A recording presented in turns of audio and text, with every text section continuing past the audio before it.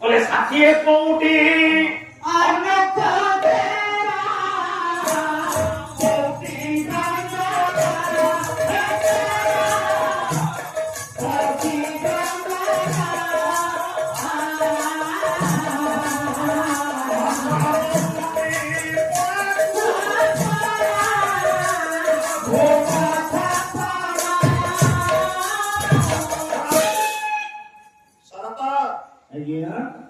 चोका निकटे अन्न महाप्रसाद केवल षाठिए कोटी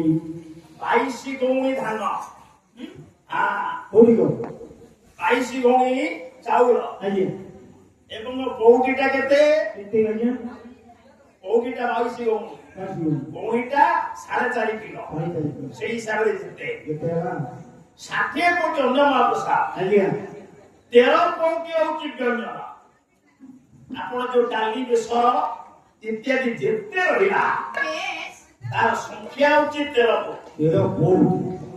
सहस्र नौती होची पणा आ 56 प्रकार होची भोग रसावली रसगोला पोड़पिठा एति की भोग लागे जोगा निकटरे हरिदास धड़ा कुकुर पर करे काया तो पे 60 कोटी अन्न महाप्रसाद 13 कोटी व्यंजन सहस्र नौती पणा 56 प्रकार भोग खुआए छे शेषने मो बनी खा कदली चपाकू आगो बसे कसिचु कालिया फुकिला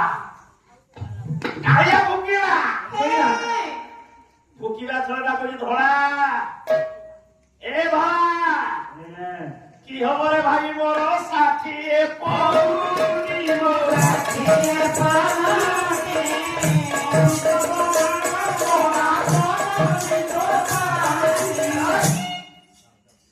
अरे थोड़ा 60 कोटी अन्न महाप्रसाद कौन हो मो भक्त पाटर मीठा मो पाई महाप्रसाद आबुड़ी बलवत्त रही जाए ये कदली चपक तू खाइबो मु खाइबी सेठी जगन्नाथ कहले हरिया आज भक्त भगवान कर मिलन स्थल